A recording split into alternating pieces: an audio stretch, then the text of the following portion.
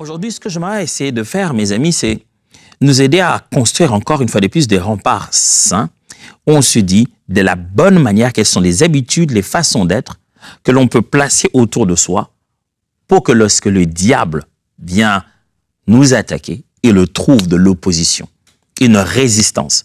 Et quand il vient attaquer ici, nos cœurs.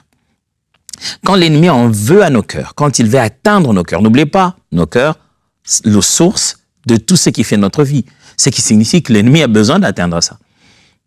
Avez-vous jamais vu, je vois des fois dans des films, tout ça là, vous savez que le mot cœur ne signifie pas seulement cette partie de notre corps, ce muscle. Vous savez que cœur vient dans l'idée de tout ce qui est au centre, le centre. Moi, je regardais plein de films où, voilà, il faut aller détruire la matrice, il faut aller détruire le cœur de un robot qui est, je sais pas moi, une intelligence artificielle qui s'est pris de folie plutôt. Il faut aller trouver là où se trouve le cœur de son cerveau. On sait bien que si on veut détruire un système, il faut toucher le cœur. Aussi beau que peut être un véhicule qu'on a touché au moteur, on a touché au cœur d'une certaine manière. Lorsque on est en combat, l'adversaire veut toucher le cœur. Cette partie où quand il touche, le reste ne fonctionne plus. Et l'ennemi, Satan, il le sait que quand il se bat contre les chrétiens, il faut viser leur cœur. Si tu peux réussir à toucher leur cœur, tu le fais perdre complètement dans le combat spirituel. Vous pouvez avoir des gardes bien levés, mais si vous n'allez pas bien vous-même, vous allez tomber sans qu'on vous ait attaqué.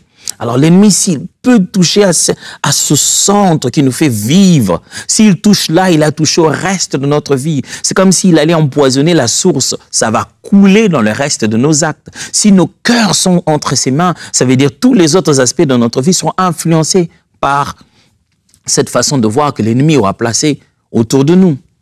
Le cœur, mes amis, de chrétiens doit être protégé. On a commencé à apprendre depuis le début de cette semaine que c'est de notre responsabilité.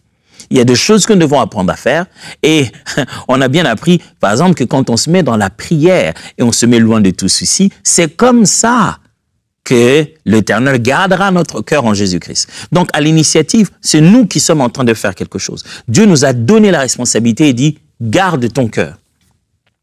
Garde-le plus que toute autre chose, car c'est de ce cœur-là que viennent les sources de la vie.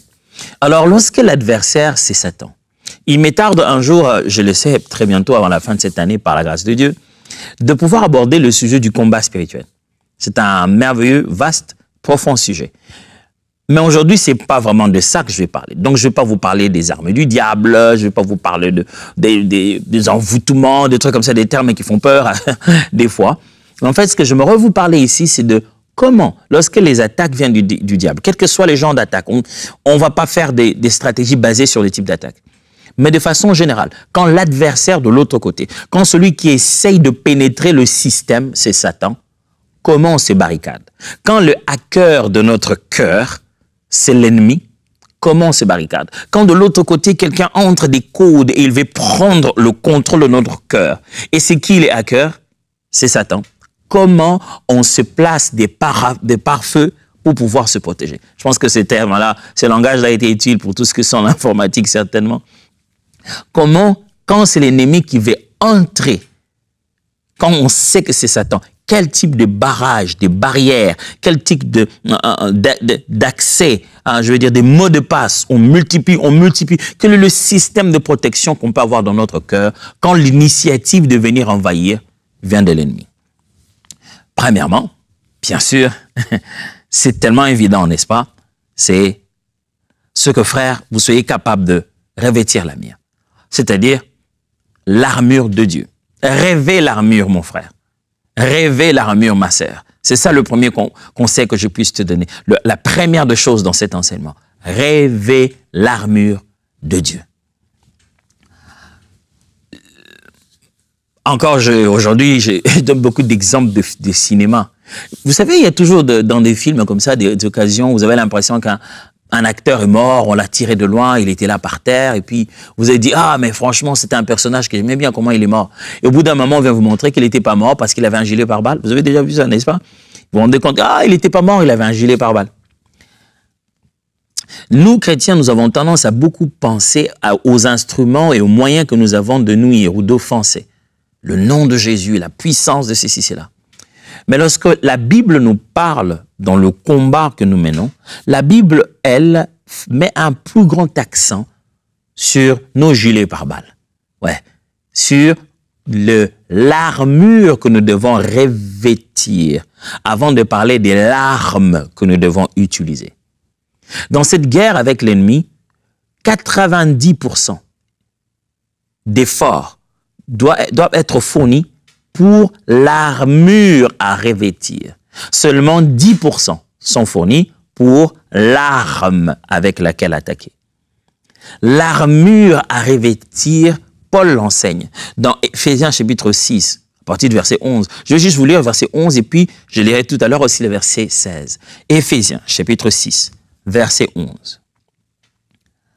Couvrez-vous entièrement de l'armure complète que Dieu vous offre, afin de pouvoir tenir ferme contre toutes les ruses de guerre du diable. Vous voyez? L'ennemi est en guerre avec nous et il a des ruses, il a des stratagèmes, il a des techniques, il a des stratégies. Et la Bible dit pour ça, il ne faut pas prendre une arme tout de suite juste à le jeter. C'est une armure. C'est un revêtement complet que vous allez avoir. Il n'y a pas que de l'offensif, il y a pas que de l'offensif, il y a aussi du défensif. Le verset 16 de toujours Éphésiens, chapitre 6, verset 16, la Bible dit « En toutes circonstances, saisissez-vous de la foi comme un bouclier contre lequel viendront s'écraser toutes les flèches enflammées de l'adversaire. » Vous voyez, la Bible est en train de parler des armures très claires qu'on appelle le bouclier de la foi. Lorsqu'on décrit l'armure du combattant ici, du chrétien, l'armure que Dieu nous donne, on parle de casque du salut, cuirasse de la justice qui protège à cette partie de la poitrine, et il y a encore le bouclier de la foi. On voit comment toutes les parties sensibles du corps du combattant sont bien protégées. Frères et sœurs, si vous voulez être sûr que lorsque l'adversaire en a après votre cœur, vous l'avez bien protégé, comme la Bible dit, veillez, vous avez veillé dessus, alors revêtez-vous de l'armure de Dieu. Ça signifie quoi concrètement, pasteur Atom, se revêtir de l'armure de Dieu? Encore un langage spirituel très complexe. Ça signifie quoi? Ça signifie simplement que vous connaissez les armures de Dieu, non? N'est-ce pas? Premièrement, à la tête, le casque du salut. Le point de départ pour que vous soyez protégé contre l'adversaire. N'oubliez pas, votre cœur ne se trouve pas qu'à la poitrine, il se trouve dans votre tête. Une chose qui gardera votre esprit, votre pensée, qui vous mettra à l'aise, qui fera que quelles que soient les tentatives de l'adversaire d'essayer de pénétrer votre tête, il ne réussisse jamais, ce que vous soyez rassuré de votre salut. Vous sachiez qui vous êtes devenu en Christ. Qui êtes-vous devenu en Christ? Si vous n'avez pas conscience de votre nouvelle identité et du prix du salut qui a été payé en votre faveur, de la garantie de votre éternité, vous êtes très, très facilement malléable par l'adversaire. Revêtez-vous de votre salut. Entrez dans ce salut et prenez-en conscience. Donnez votre vie à Jésus, c'est le seul moyen d'être protégé des attaques du diable, et prenez conscience de qui vous êtes devenu en Christ. Pourquoi? Parce que le cuirasse de la justice, le cuirasse de la justice, vous portez autour de votre cœur, votre poitrine, la justice. La justice que vous avez obtenue par Christ, juste que vous êtes devenu par Christ, et juste que vous devez devenir comme Jésus. Vous voyez, là on n'attaque pas encore le diable. On n'a rien fait à Satan. Tout ce qui se fait, ça, se fait sur nous-mêmes. Et donc, ça veut dire ceci. Il y a des choses que si tu le fais sur toi, tu l'as automatiquement fait contre Satan. Ah oui. Apprenez à bien combattre. J'enseigne pas encore le combat spirituel, mais je suis obligé de parler de ça. Quelquefois, on passe tellement de temps à aller vers l'ennemi qu'on ne se rend pas compte qu'il y a des choses qu'une fois qu'on les a faites chez nous, ça cause automatiquement quelque chose du côté de l'adversaire. Les armes avec lesquelles l'ennemi veut nous attaquer deviennent nulles, sans effet escompté, parce que nous avons été mieux édifiés, nous avons été mieux protégés. Quand l'ennemi lancera quelque chose contre notre tête, ça te frappe et ça fait rien. Pourquoi? Parce qu'on est garanti de notre salut, de notre identité en Christ. Quand il attaque là vers notre poitrine, ça fait rien. Pourquoi? Parce qu'on a accepté la justice de Dieu, non pas par nos œuvres, mais par sa grâce. Mais parce qu'on a aussi accepté de vivre une vie de juste, en l'exemple de Christ, en exprimant toute notre justice aussi autour de nous. Mais à part ça, prenez aussi le zèle. de l'évangile. Les ailes que donne l'évangile de paix. Comme, n'est-ce pas, la Bible appelle ça comme vos sandales, comme vos chaussures à vos pieds. Mes frères, vous ne pouvez pas être stable dans ce monde et poser vos pieds à terre et vivre réellement si la motivation de votre cœur est devenue perdue. Le diable va chercher dans la motivation. S'il regarde, pourquoi tu fais ça? Pourquoi il va à l'église?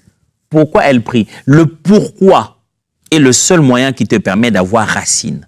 Celui qui connaît ses pourquoi est stable dans ses actions. Celui qui a rassuré ses pourquoi est stable dans le combat. Quand tu as rassuré tes véritables motivations, pourquoi je fais ça? Qu'est-ce qui m'anime? Qu'est-ce qui est en réalité derrière comme motivation? Tu es stable, tu es enraciné. Tu es comme quelqu'un qui est en plein milieu d'une vallée où se battent beaucoup de combats, mais qui a porté des chaussures. Il est important pour les soldats de porter des chaussures, parce qu'ils étaient souvent dans le désert, et ils étaient souvent dans des endroits où il y a eu des guerres précédentes. Donc, il y a plein d'ossements à gauche, à droite. Alors, tant qu'ils n'ont pas de chaussures, ils sont instables même dans le combat. Ils ne savent pas rester, ils doivent déjà se battre avec le sol avant de se battre contre l'adversaire. Est-ce que vos motivations sont pures? Est-ce que vous êtes passionné pour le Seigneur? Est-ce que vous avez encore dans votre cœur le plaisir de suivre Jésus et de parler de Jésus? Vous imaginez la passion de Christ, la passion du message de Christ, le goût de l'évangélisation et de gagner les âmes est déjà un moyen de faire perdre à l'adversaire l'avantage dans votre vie. Allez, il ne suffit pas d'aller en retraite pendant 21 jours et ne jamais en sortir. Et c'est dire, là, j'ai gagné mon combat. Non, une partie de votre combat est gagnée par le fait que vous êtes dehors à témoigner de Jésus.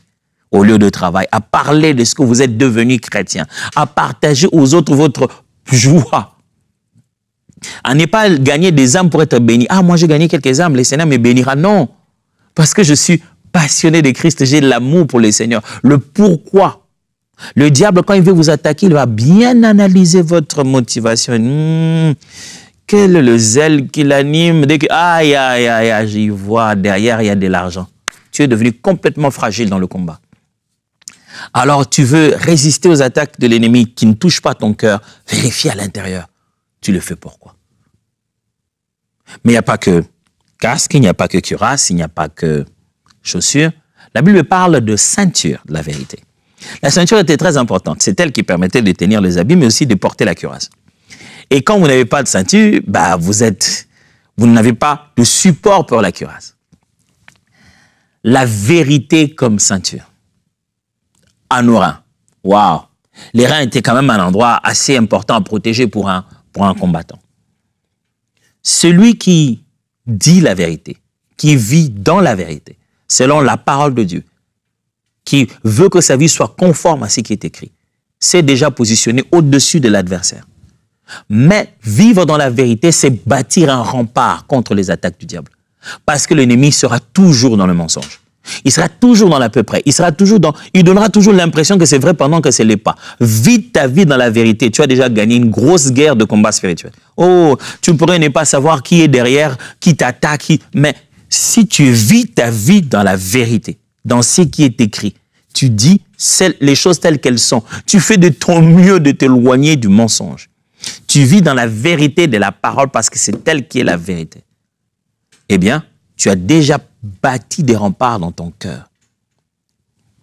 Je ne sais pas pour vous, mais pour moi, ça m'arrive. Priez pour moi, peut-être que je dois m'améliorer. Mais il arrive de fois que tu es vraiment tenté de présenter les faits d'une autre manière.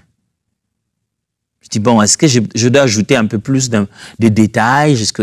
On ressent, vous peut-être pas, je n'oserais pas dire tous, mais il arrive quelquefois où tu sens que tu peux glisser un mot vers un autre et la vérité n'est plus la même.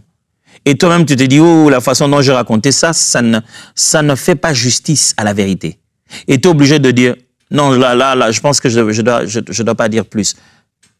Et quelquefois, vous savez, avant, j'avais, c'est que ma mémoire me disait, ah, il y en avait 200, je dis, il y en a 200. Après, je vais vérifier, je me rends compte, il n'y en avait pas 200.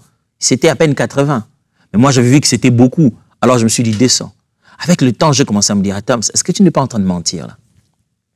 Désormais, je ne laisse pas ma mémoire être la seule raison pour laquelle je parle. Quand je sais dans ma mémoire, je me dis, OK, j'ai vu qu'il y avait beaucoup de gens, je dis, je suis obligé de le dire.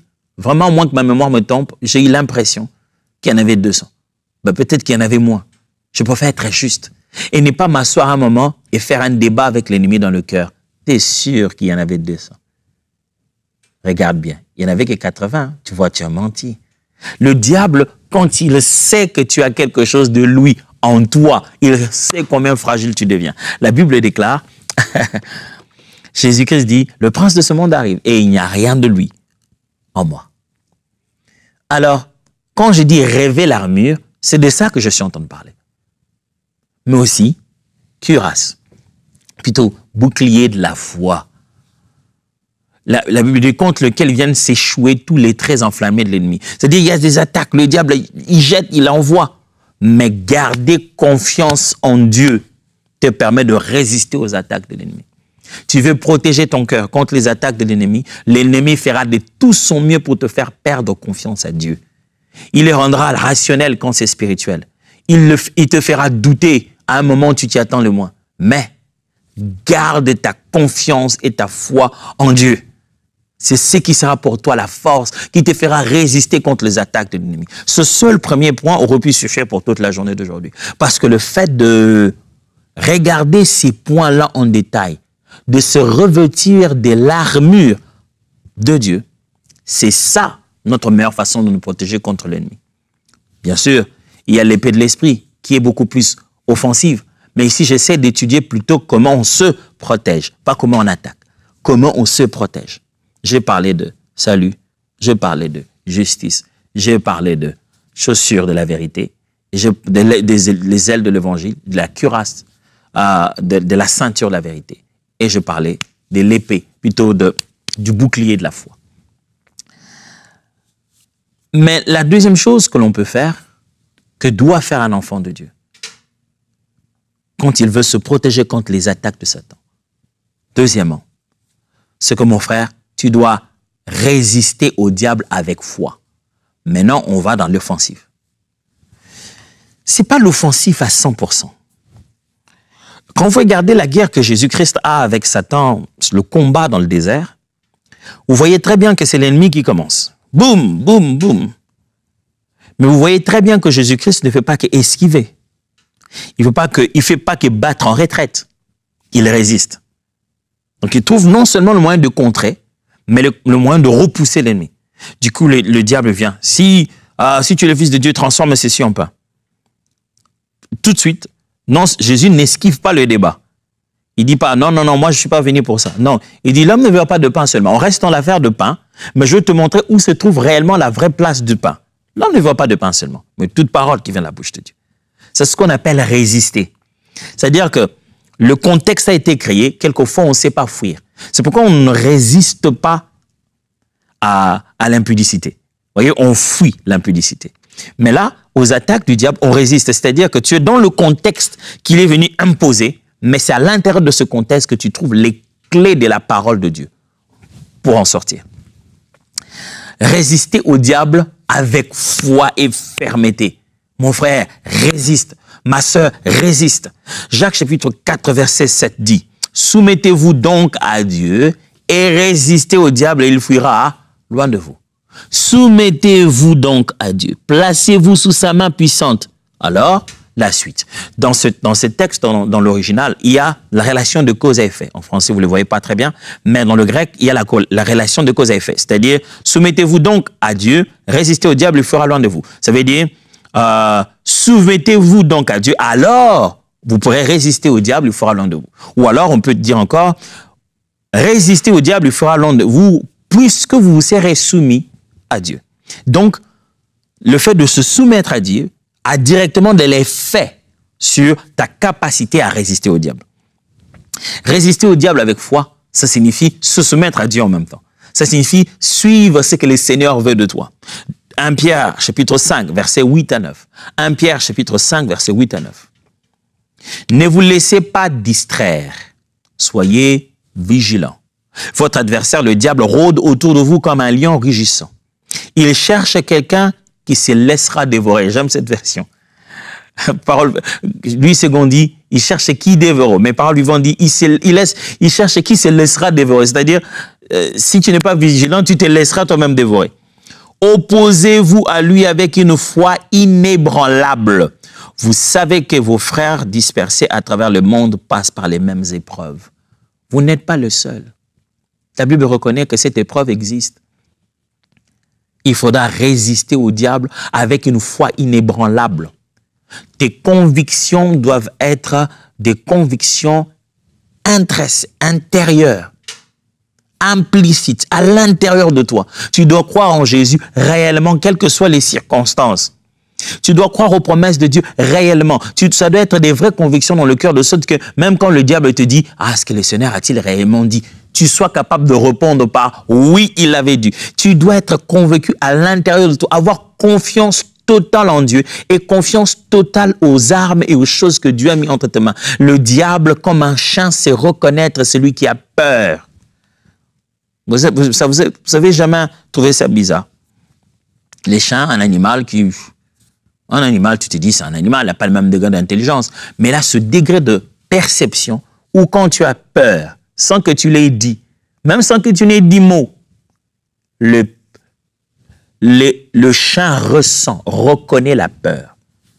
Vous voyez à quel point, c'est vrai que les animaux font des fois des réactions spirituelles qu'on se demande à quel est le degré de spiritualité de ces animaux.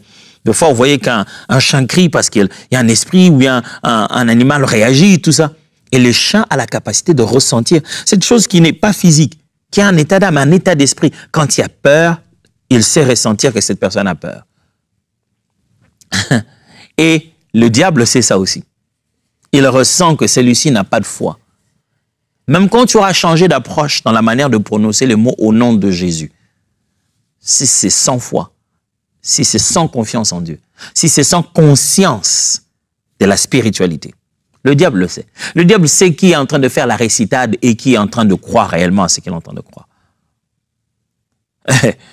Tu as dit un frère qui, tellement que la délivrance passait du temps, il a changé les approches du nom de Jésus, quoi.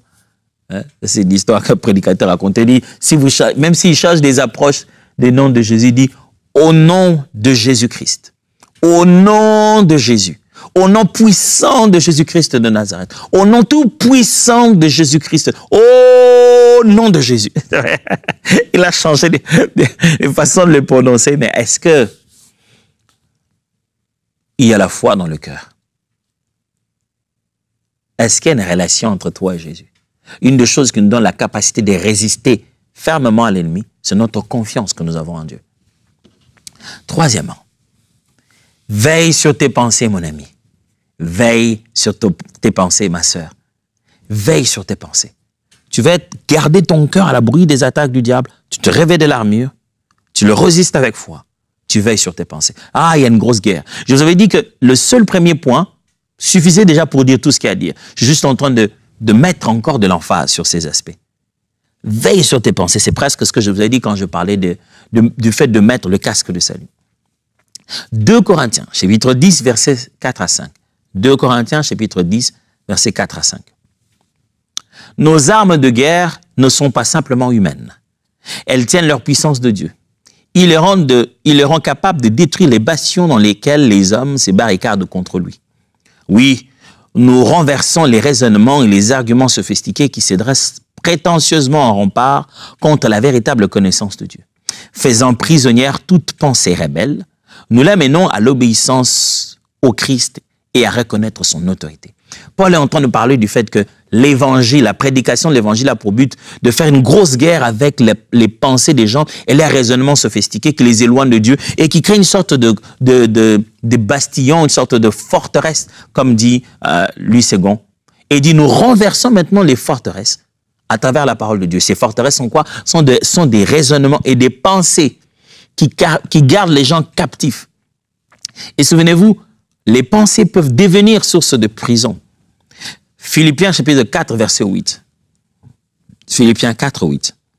Au reste, frères, que tout ce qui est vrai, tout ce qui est honorable, tout ce qui est juste, tout ce qui est pur, tout ce qui est aimable, tout ce qui mérite l'approbation, ce qui est vertueux et digne de louange, soit l'objet de vos pensées.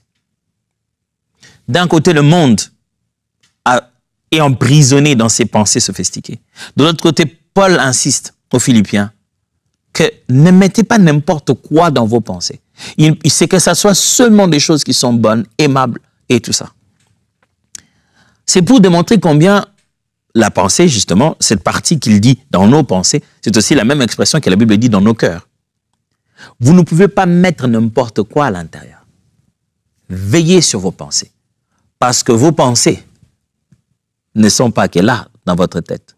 Vos pensées sont aussi là, dans votre cœur, où vous pensez qu'ils soient. Depuis qu'on a commencé avec vous, vous savez bien que le cœur n'est pas là, dans la poitrine. En réalité, il est là, dans la tête, là où nous pensons. Ce qui signifie que, en faisant ce même jeu d'idées, ça veut dire que vos pensées ne sont pas que dans vos têtes, ils sont aussi dans votre cœur, si vous pensez que votre cœur est dans votre poitrine. Donc, faites attention à vos pensées. Vos pensées peuvent devenir des mouchards que le diable, si le diable lâche des pensées qui entrent, des arguments qui commencent à devenir approuvés dans votre esprit, ça veut dire que l'ennemi a trouvé une place par où commencer à vous envahir. Et la quatrième chose que je vais vous suggérer aujourd'hui, c'est que mon frère, s'il te plaît, maintiens une vie de discipline spirituelle. Pas seulement prier. On a parlé de prier hier.